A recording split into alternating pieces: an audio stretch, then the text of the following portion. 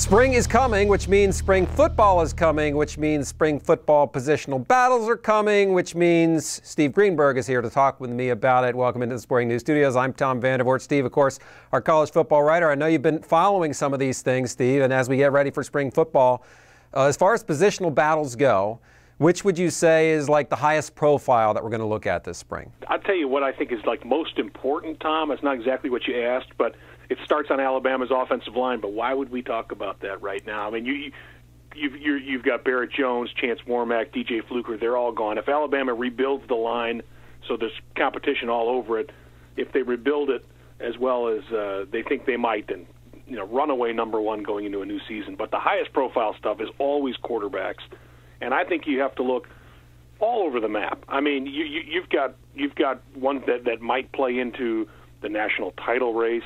Let's say Florida State. They've got to replace E.J. Manuel, who was largely up and down during his time as starter.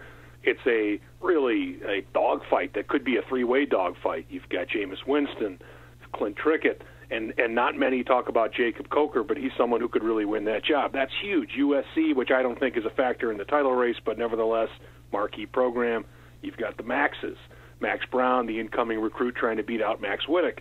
Oklahoma State has a huge quarterback race. Kansas State, it's almost everywhere. Wisconsin, three-time Rose Bowl team now, has at least that many quarterbacks with a chance to start, maybe four. I would imagine it's important as far as how the coaching staff handles these positional battles. Can you give me any insight into what the sort of the best way, or what are the key things for a coaching staff to do to kind of go through this process, emerge with your starter, and move on down the road with a unified team?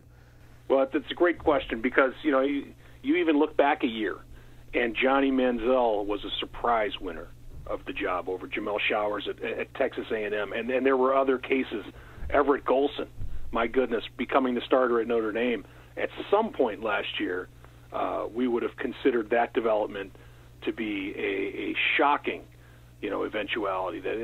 Gunnar Kiel was this top recruit, but they also had Tommy Rees coming back. And Tommy Rees, although he got in trouble last offseason, really had turned out throughout the past season to be, as Brian Kelly thought he was, a good character guy. So that's not why he didn't win that job. It develops over time. If you look at Kansas State right now, for example, I think it's fascinating because you've got, the most influential player in program history gone, Colin Klein.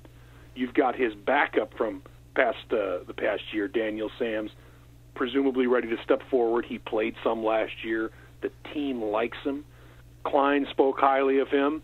Intangibles, a guy who can run and all that. But they signed the top JUCO quarterback in the country, Jake Waters.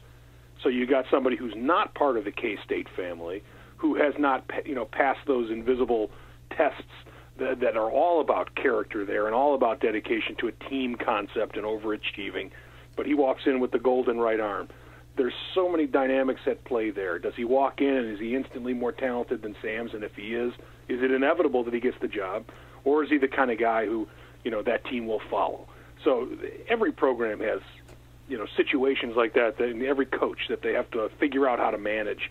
Gotcha. Now, finally, I got to ask you, is there one that's maybe a little more under the radar that's intriguing to you, or something that, maybe people won't think about right away, but that you think maybe they should? Yeah, staying on quarterbacks, I look at Oklahoma State, and actually many places in the Big 12. And Oklahoma State would be one. TCU would be another. But, that whole conference is really unsettled from a quarterback perspective. West Virginia also, but Oklahoma State is a team that I think has the pieces to win that league, which would be, let's call it, a mild upset, because really the Big 12 is wide open. And they have three quarterbacks who played last year, three quarterbacks who started last year, and all three are back. The one who wound up with the job, Clint Shelf, is the most experienced of the three. But Wes Lunt came in last offseason as an early enrollee, true freshman, and not only won the job, but won it in the spring. So boom. He came in, he impressed Mike Gundy, he won the job. But he got hurt, and J.W. Walsh, who was the leading recruit, the top recruit of the three, who was a redshirt freshman last year, then got the call, and did very well, and he got hurt. and Lunt went back in, got hurt again, and finally they put in Clint Chelf, who had gone into 2012 thinking he was going to ascend because he had been Brandon Whedon's backup and presumed successor. So, he thought about transferring, all that. He stayed. He thought he'd get the job, and he wound up, really in dire straits in terms of his career. So now he's in a dogfight, battling for the job. He ended the season holding, and he played terrifically down the stretch last year, Tom, and including in the bowl game. I mean, he looked every bit the starter, and he's probably the fan favorite. It's going to be interesting. Listen, man, thank you so much. Well, let's have to revisit this topic as we move down the road here and see what transpires. Yep, you got it.